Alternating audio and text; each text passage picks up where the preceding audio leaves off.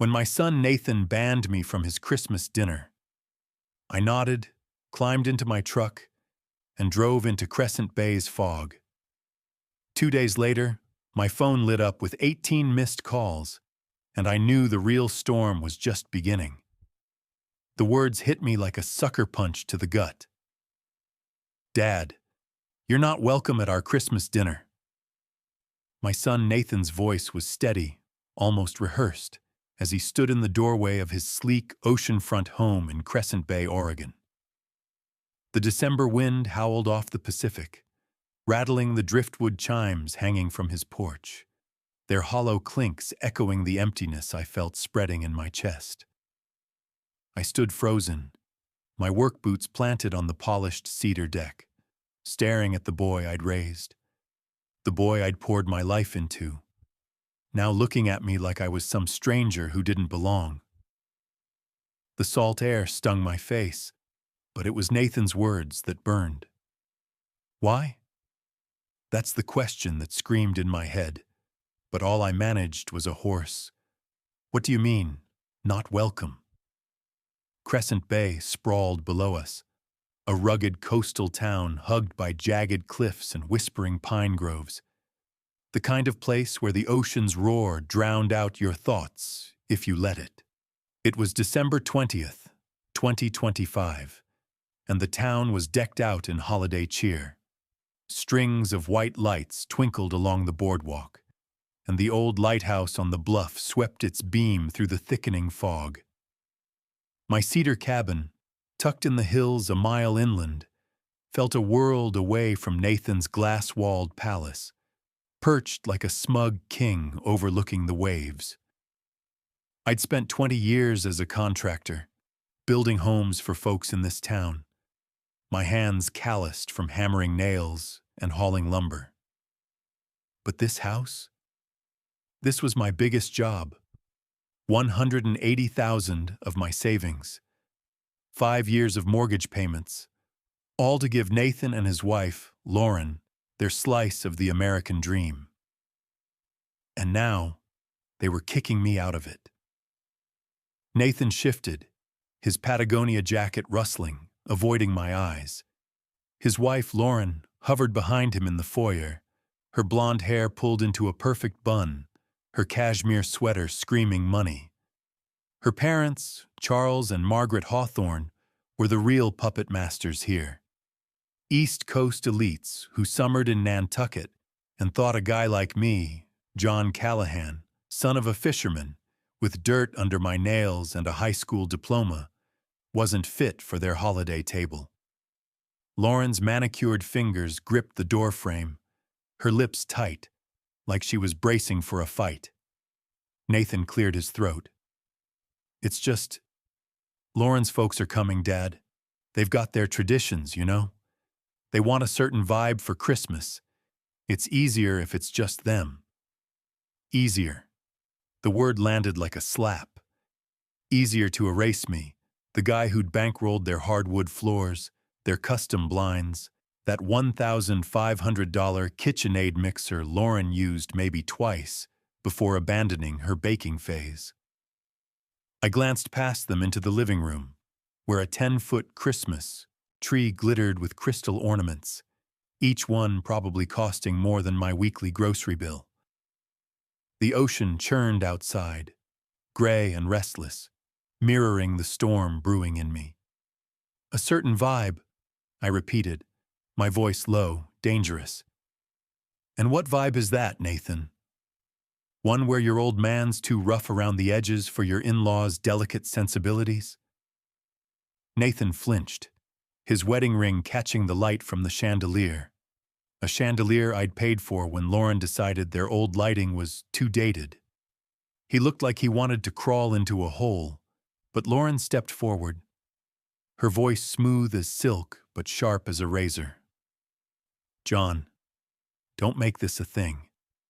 My parents just want a traditional Christmas, okay?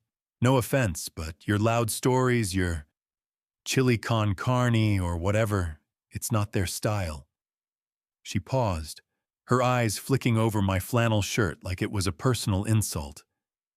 They're used to, sophistication, dinner parties with actual conversation, not fishing tales or whatever it is you talk about. The air went still, the only sound the distant crash of waves against the cliffs. My hands curled into fists, knuckles whitening. I'd spent 5 years swallowing their jabs.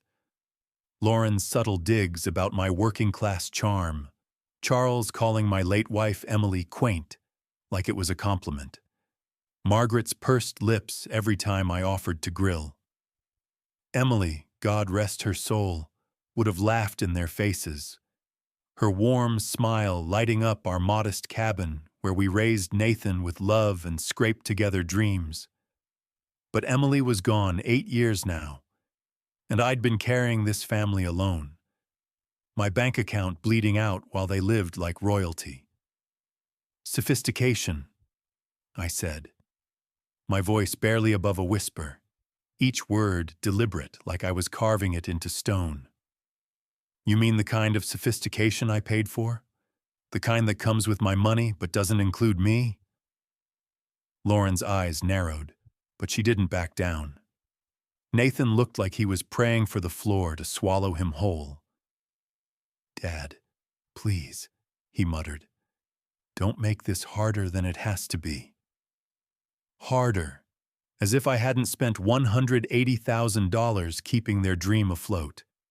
As if I hadn't taken out a second mortgage on my cabin when Nathan lost his job 2 years ago, Lauren nodding sympathetically while clutching a $900 handbag. As if I hadn't eaten canned soup for months to cover their utility bills when Lauren's boutique shopping got out of hand. I took a step back, the cold biting through my jacket, the fog wrapping around me like a shroud. Where am I supposed to go for Christmas, Nathan? My voice cracked, betraying the hurt I didn't want to show. He looked away, mumbling something about visiting my sister Clara, or maybe catching up after the holidays. Like Christmas was just a meeting we could reschedule. I turned without another word, my boots heavy on the deck, and walked to my truck. The lighthouse beam swept across the bay, cutting through the mist like a warning. Nathan called my name once, his voice weak. Then the door clicked shut. Final, absolute. I sat in the driver's seat, engine off, staring at the glowing windows of the house I'd built for them, now a fortress keeping me out. The ocean roared, relentless, and Crescent Bay's lights flickered in the distance, a town full of families gathering without conditions. My phone buzzed. Probably Nathan, trying to smooth things over with half-assed apologies. I ignored it, started the truck, and drove into the night, the heater's hum battling the December chill. The road to my cabin wound through pine groves, their branches heavy with mist, the air thick with the scent of damp earth and salt. Crescent Bay was a town of contrasts, million-dollar homes like Nathan's perched on cliffs, while folks like me lived in modest cabins or weathered bungalows, scraping by on hard work and grit. I'd built my life here, raised Nathan here, loved Emily here, until cancer stole her away. Every corner of this town held memories of the man I used to be, the one who believed family was everything, who'd give his last dime to see his kids smile. That man was a damn fool. I pulled into my driveway, the gravel crunching under my tires, my cabin's porch light flickering in the fog. Inside, the place felt hollow without Emily's laughter, just the creak of old floorboards and the faint smell of cedar. My phone rang again. Lauren this time, probably ready to explain why I wasn't good enough for her parents' refined company. I let it ring, my hands steady as I poured a glass of bourbon, the good stuff I'd been saving for a moment that never came. I sank into my armchair, the one Emily picked out at a flea market, and stared at the manila folder on my coffee table. Bank statements, mortgage papers, 5 years of automatic transfers that had bled me dry. $180,000, more than I'd saved for my own retirement. Gone, just gone, into a house where I wasn't welcome. I opened the folder, the numbers staring back at me like a crime scene. $3,000 a month for 5 years, plus the $30,000 down payment, the new roof, the landscaping Lauren needed for curb appeal. I'd stopped buying new clothes, started shopping at discount stores, all to keep their dream alive while I ate peanut butter sandwiches to make ends meet. My fingers tightened around the glass, the bourbon burning my throat.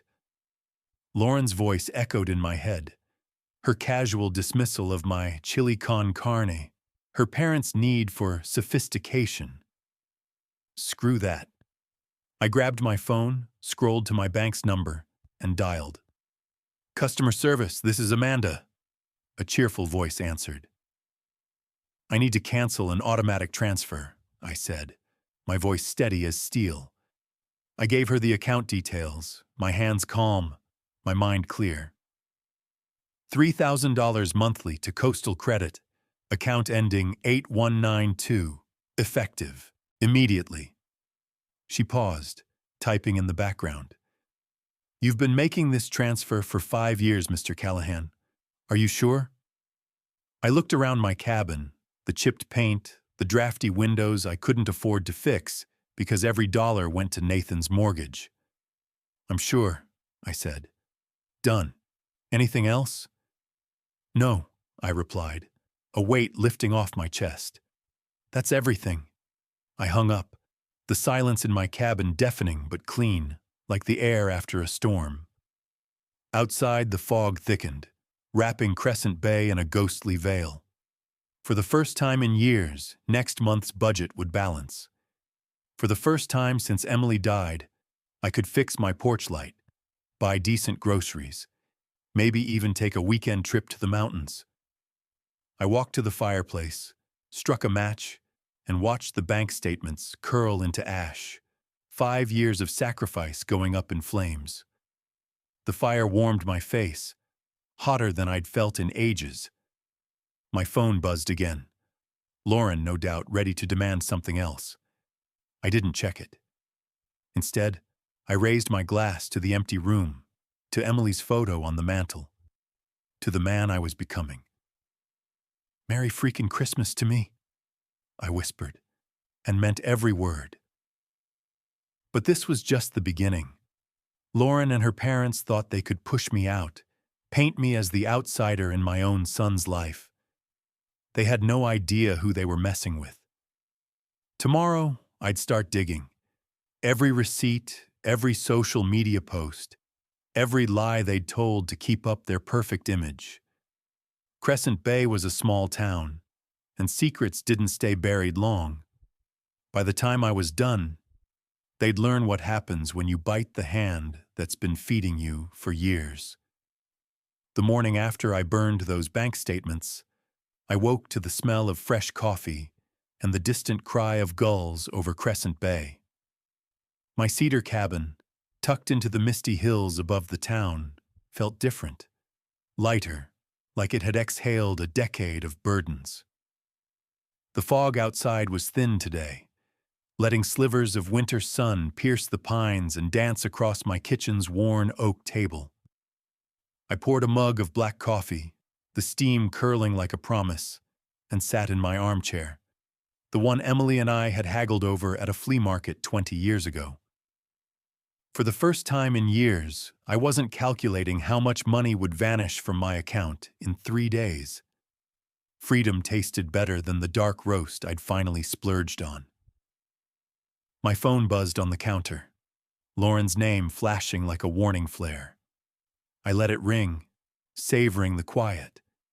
The way the harbor sparkled below under a rare December sun, its fishing boats bobbing like toys in a bathtub.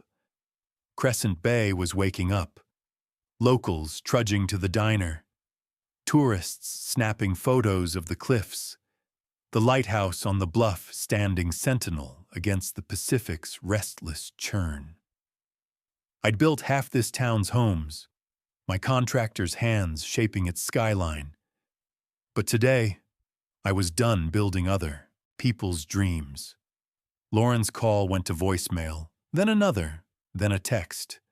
John, we need to talk. My parents land at 2 o'clock. Pick them up, Alaska Air Flight 512. The audacity hit me like a rogue wave. Less than 24 hours after banning me from Christmas, she thought I'd play chauffeur for her snob parents, Charles and Margaret Hawthorne, who probably spent more on wine tastings than I did on groceries in a year. I leaned back, the chair creaking under me, and stared out the window. The ocean roared, its gray expanse stretching to the horizon, a reminder of how small we all were, no matter how big Lauren's ego got. I'd spent 5 years bankrolling their glass-walled palace on the cliff, $180,000 in mortgage payments, $30,000 for the down payment, thousands more for their fancy appliances and hardwood floors. And for what? To be told my fisherman's stories and chili weren't sophisticated enough for their holiday table.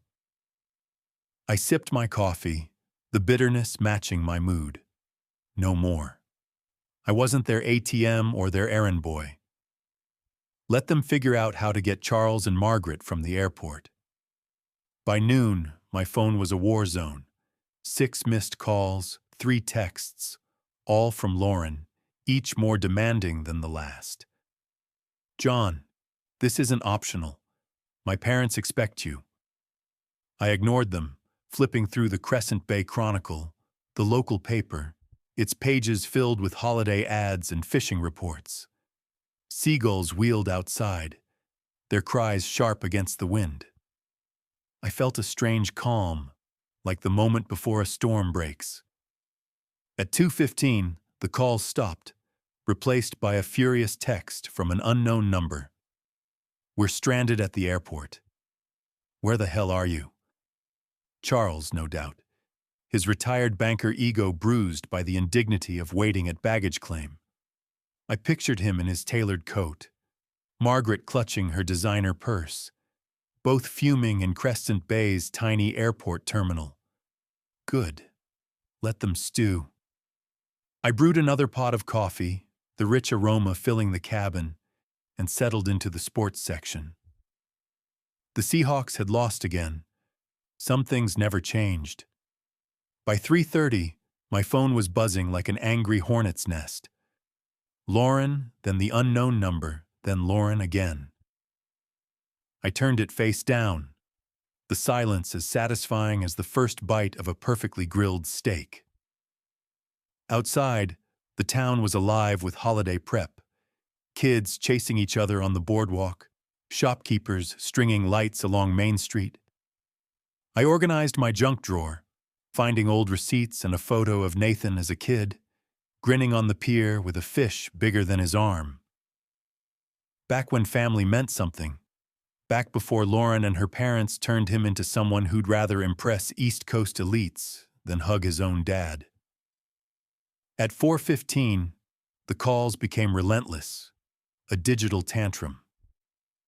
I unplugged my landline and powered off my cell, the silence wrapping around me like a warm blanket. I made a grilled cheese sandwich, the bread toasting golden, and heated a can of tomato, soup, comfort food.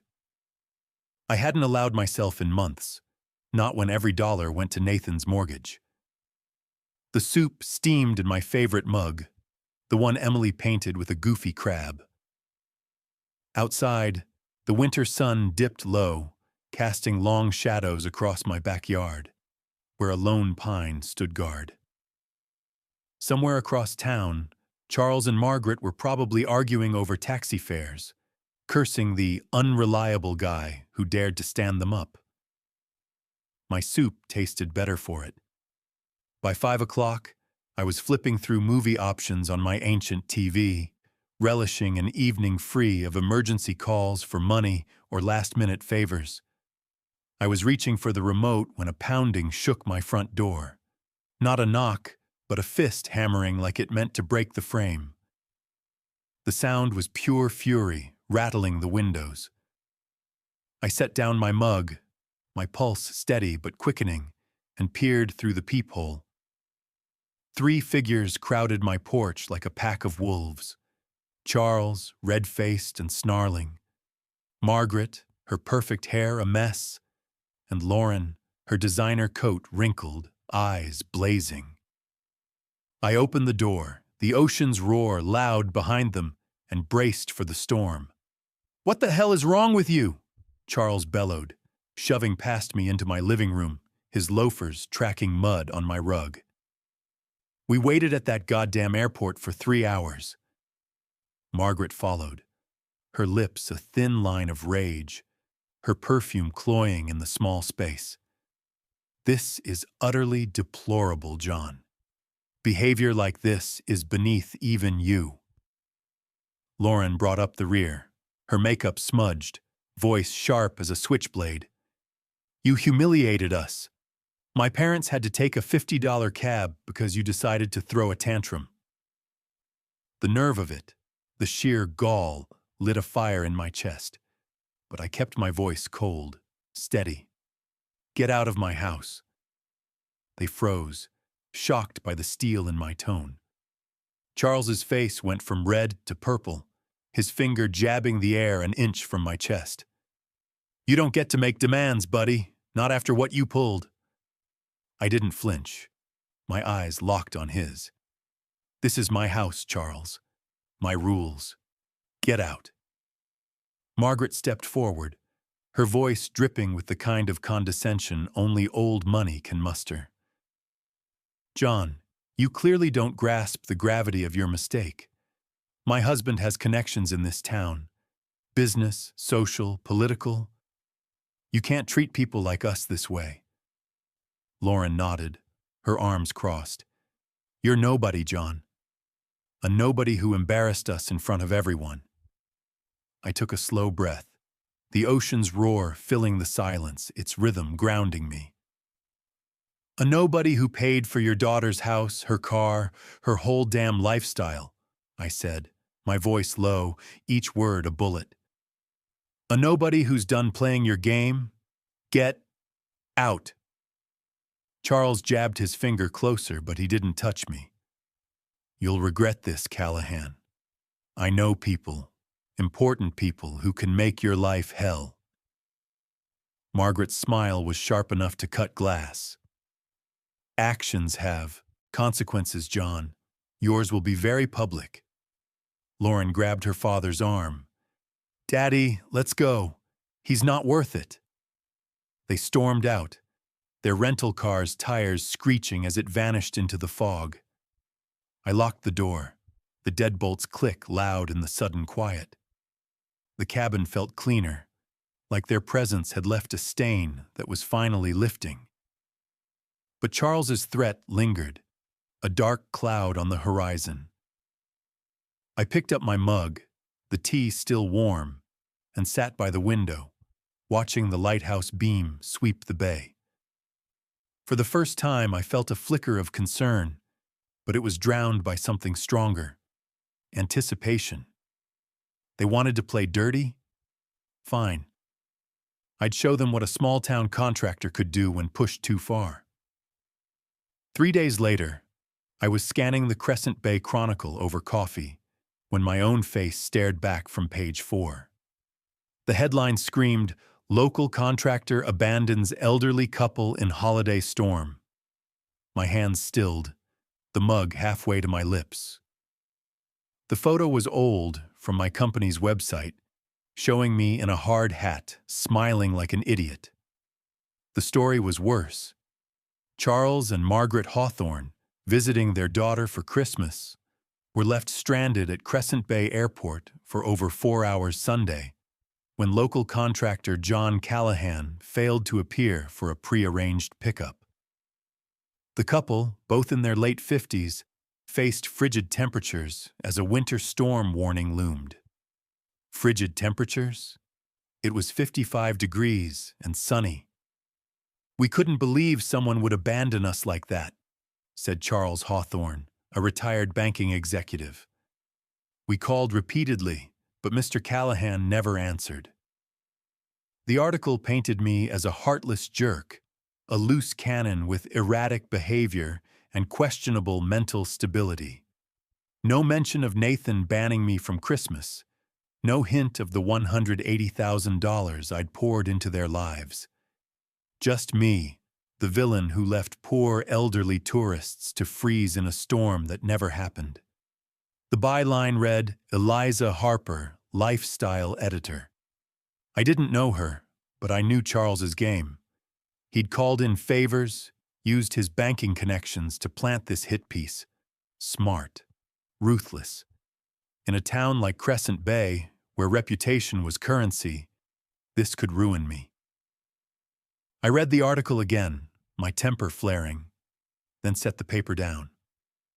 The harbor glittered outside, fishing boats swaying gently, oblivious to the war brewing in my head. Charles had declared total war, but he'd underestimated me. I wasn't some pushover they could smear and forget. I opened my laptop, the glow illuminating my kitchen, and started digging. Charles Hawthorne, retired First National Bank manager, Crescent Bay Country Club board member, treasurer of the Coastal Business Alliance. A man with influence, and a lot to lose. Margaret's Instagram was a curated shrine to wealth. Charity galas, wine tastings, photos from their Maui condo, all tagged Shakucha Blessed Life. My money had paid for half of it. Lauren's Facebook was even worse. Posts about our dream home with photos of the kitchen I'd funded. Check-ins at fancy restaurants during months when I'd covered their electric bill. A status from last week. So excited for Christmas with family. Can't wait to host. No mention of me, of course. Nathan's LinkedIn was the jackpot. A recent connection to Eliza Harper, the article's author. I leaned back, the chair creaking, the pieces falling into place. They'd made 3 mistakes. First, they thought I'd roll over. Second, they'd gone public, giving me a stage. Third, they'd flaunted their lies online, leaving a trail I could use. I spent the next 3 days in a different world. Not John Callahan, the doormat, but John Callahan. The guy who'd built a business from nothing and wasn't about to let entitled leeches destroy it. My laptop became my war room. Browser tabs open like a general's map.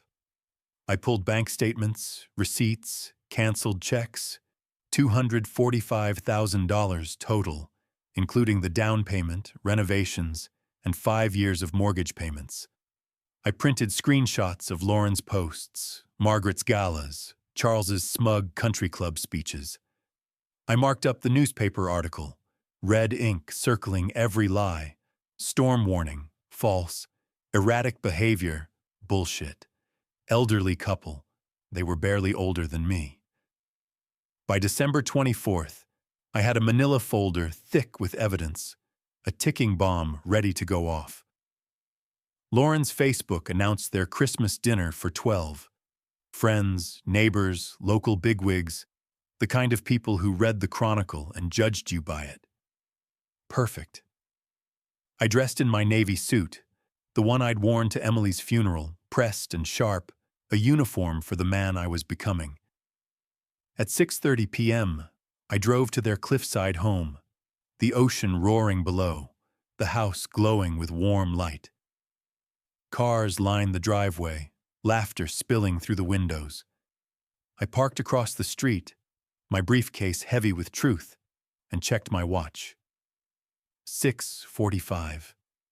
Late enough for everyone to be seated, early enough to catch them mid-course. No escape. The front door was unlocked. Lauren loved bragging about their safe neighborhood. I slipped inside, the warmth hitting me along with the clink of wine glasses and chatter from the dining room. "Darling, that's not how we do things," Margaret was saying, her voice dripping with superiority, followed by laughter. "Our family," she said, after banning me from it. I stepped into the dining room, briefcase in hand, 12 faces turning, some curious, some horrified. Lauren froze, her wine glass trembling. Nathan went pale. Charles and Margaret looked like they'd seen a ghost. "Good evening," I said, my voice calm, deliberate, setting the briefcase on their marble sideboard. "Hope you don't mind me crashing your Christmas party." Lauren recovered first, her voice sharp. "John, this is inappropriate. Leave now." I opened the briefcase, pulling out the first packet of documents. "Actually, I think your guests deserve to know who paid for this house, this dinner, this whole damn charade." A woman in pearls leaned forward, curious. "What's he talking about?" Lauren snapped. "He's having an episode. Nathan, call someone." But I was already moving, placing a packet in front of each guest. 5 years of bank records, I said, conversational, like I was discussing the weather. $245,000 in mortgage payments, down payments, renovations. Everything you see here, I paid for it. The room went silent, papers rustling as guests flipped through the evidence. Faces changed. Shock, then disgust. I pulled out the newspaper article, red ink glaring. This ran 3 days ago. Charles used his connections to paint me as a monster who left his elderly parents-in-law to freeze. Except it was 55 degrees, and they banned me from this dinner because my working-class ways weren't good enough. A man in a sweater coughed, staring at Charles. "Is this true?" I held up my phone, showing Lauren's posts. They called my chili embarrassing, my stories low class. Meanwhile, they lived off my money. A woman across the table gasped, reading a bank statement. $245,000? And they treated you like this? Lauren's composure cracked. "It's complicated. John volunteered to help." I cut her off, voice steady. "You told the paper I was unstable. You banned me from my son's home. You took my money and called me trash." Charles blustered. This man has mental issues. But the room was shifting, guests whispering, eyes narrowing at the Hawthorns. The woman in pearls spoke, her voice icy. "This is unconscionable. You used this man's generosity, then smeared him?"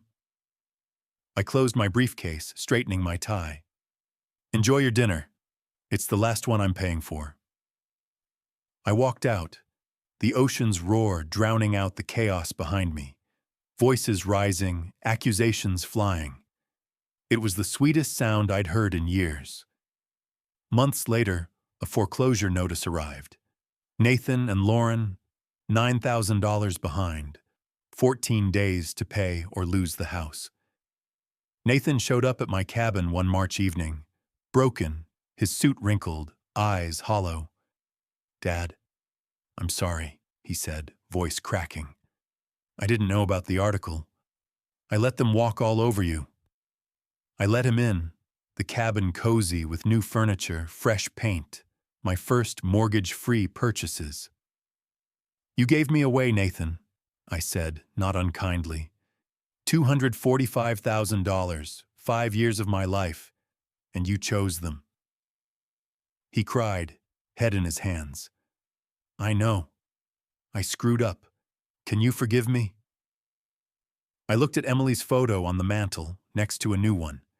Me with my sister Clara's family at Easter, laughing, wanted. "I forgave you months ago," I said. "But we start over. Respect, not handouts. You figure out your mess." He left, shoulders straighter, like he'd found a spark of the man he could be. I stepped onto my porch, whiskey in hand, Crescent Bay blooming with spring, wildflowers dotting the hills, the ocean calm under a pink sky. I was 63, free, and done wasting time on people who didn't see my worth. Clara's text buzzed. "Dinner Sunday. Kids want to show you their art. I smiled, typing back, wouldn't miss it. Real family was the kind that wanted you there. No strings attached. The whiskey tasted like victory. And the future? It was mine to build.